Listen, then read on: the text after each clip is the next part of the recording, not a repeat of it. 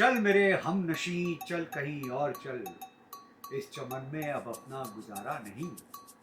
बात होती गुलों तक तो सह लेते हो, अब तो कांटों पे भी हक हमारा नहीं। दी सदा दौर पर और कभी टूर पर, किस जगह मैंने तुमको पुकारा नहीं। यूं ठोकरे खिलाने से क्या फायदा, यूं ठोकरे खिलाने से क्या फायदा, साफ कह दो कि मिलना गवारा है। रोल। ये रिकॉर्ड हो गया होगा ना? कैमरा ऑन है सर। कैमरा ऑन है। तुमने मेरा जो कैमरा कवर किया है ना स्टाइल से। इसकी गोली लो, खींच के hi and welcome to my podcast 5 minutes with Kawal Sharma. हम एंटरटेनर, लेकिन इंटरटेनर ये अपने तर्कश से मेरी तरफ सवाल दागेंगी और मैं इनके सवालों के जवाब देने ही पड़ेंगे मुझे। बच तो सकता नहीं।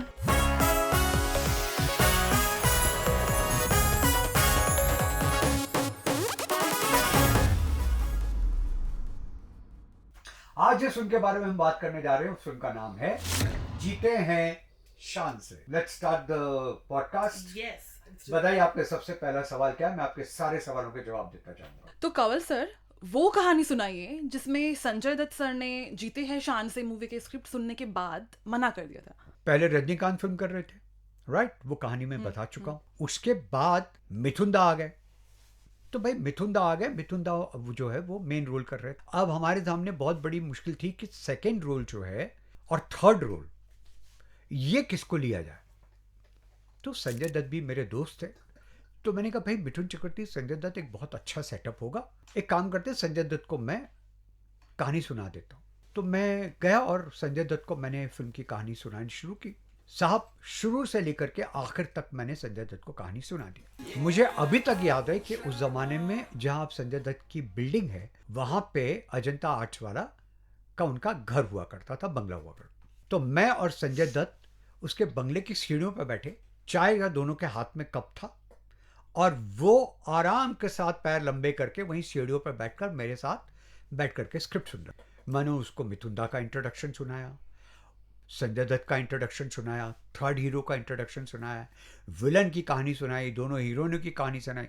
मतलब आप ये समझिए कि as a newcomer director मैंने अपनी एड़ी चूटी का जोर लगा दिया संजय दत्त को स्क्रिप्ट सुनाने में। संजय दत्त टोटली कॉन्सेंट्रेट करके बगैर कुछ बोले हुए चाय के 2 सिप लेकर के उसने पूरा का पूरे अपनी चाय का प्याला जो था वो रख दिया और वो पूरी कहानी सुनता रहा। बीच में कुछ लोग आए, उसने उनकी तरफ भी तवज्जो नहीं दी, ध्यान नहीं दिया।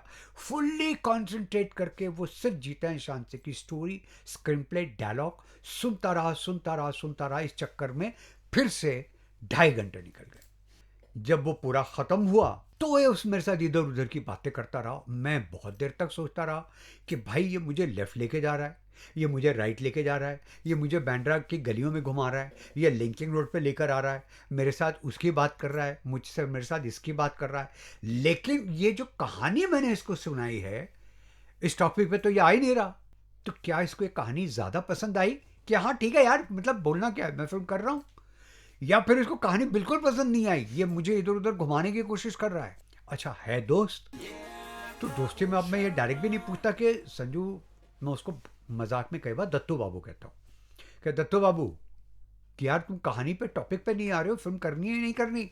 ऐसे करते करते वो 2.5 घंटे की स्क्रिप्ट के बाद भी 1 घंटे का टाइम हो गया और वो बाहर आया, मेरे कंधे पे हाथ रखा और उसने कहा कि 1 दिन का टाइम दे दो, मैं तुमको कल तक जवाब देता हूँ, क्योंकि है ना कवल, यू अंडरस्टैंड इसमें 3 हीरो हैं। मैंने कहा हाँ ऐसी कोई बात नहीं। दूसरे दिन उसका फ़ोन आया मुझे, कहाँ है तू? मैंने कहा घर पे हूँ। घर पे ही फ़ोन किया तूने, तो इसे आप मिल लेते हैं। मैंने कहा मिल लेते हैं। मैं फिर चला गया घर पे, वो वहीं पे सीढ़ियों पे बैठा था। उसने कहा यार देखो ऐसा है, मिठुन दा का कैरेक्टर इसमें बहुत स्ट्रांग है, मेरे लिए ना बहुत कुछ करने का। मुझे सबसे ज़्यादा जो मैं मतलब इम्प्रेस हुआ हूँ, मुतासिर हुआ हूँ और बहुत ही इम्प्रेस हो गया हूँ ना मिठुन दा के इंट्रोडक्शन से। तो एक लगे अमिताभ बच्चन एंट्री है यार, ऐसा लग रहा है जैसे पूरी फिल्म जो है वो तुमने अमित जी के लिए लिखी है और तुमने मिठुन दा को वो रोल दे दिया है। तो मेरे लायक कुछ लगता नहीं। और सबसे ज़्यादा जो चीज़ मुझे लगी ना, मेरा इंट्रोडक्शन कमज़ोर है। मैंने कहा वही तो अब मेरा दिमाग काम कर।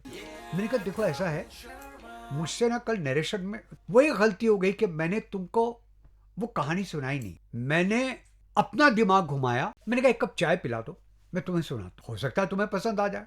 चाय आ गई, और चाय आते आते तक मैंने संजय दत्त का री इंट्रोडक्शन क्रिएट किया, और मैंने उसी सीढ़ी पे बैठकर री इंट्रोडक्शन, जहां पे एक गुंडा आता है और वो पूछता है कि भाई तेरा नाम क्या है, शायद आपने फिल्म देखी हो, वो जिस तरफ उंगली घुमा देता है उस तरफ की पब्लिक जो है वो चिल्लाती है, संजय दत्त का नाम लेती है। ये सारा का सारा इंट्रोडक्शन जब मैंने संजू को सुनाया तो उसने कहा भाई मैंने तो तुमको ये कहने के लिए बोला था कि मैं फिल्म नहीं कर रहा हूं, लेकिन ये इंट्रोडक्शन अगर तुमने मुझे कल सुना दिया होता तो मैं कल ही कह देता कि ये फिल्म मैं कर रहा हूं।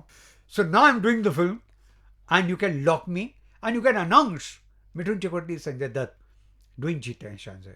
तो ये अर्लिंग जो है कहानी है संजय दत्त के ना बोलकर, मतलब ना बोलते बोलते हाँ बोलना, ये जीते हैं शान से में संजय दत्त की एंट्री की कहानी।